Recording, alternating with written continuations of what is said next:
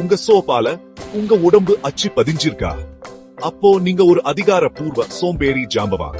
ஆனா ஸ்நாக்ஸை ஸ்டைலுக்காக மாத்துனா என்ன ஆகும்? வாங்க கண்டுபிடிக்கலாம். ரவியை சந்திக்கலாம்.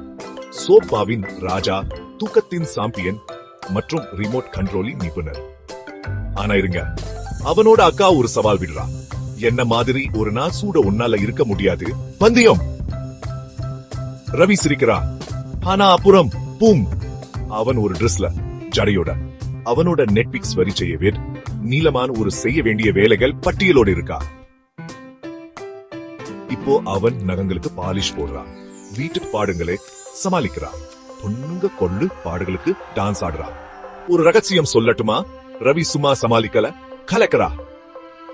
டிராக் பெயிண்ட்டுக்கு பதிலா பாவாடை போடுது இவ்வளவு அட்டகாசமா இருக்கும்னு யாருக்கு தெரியும்?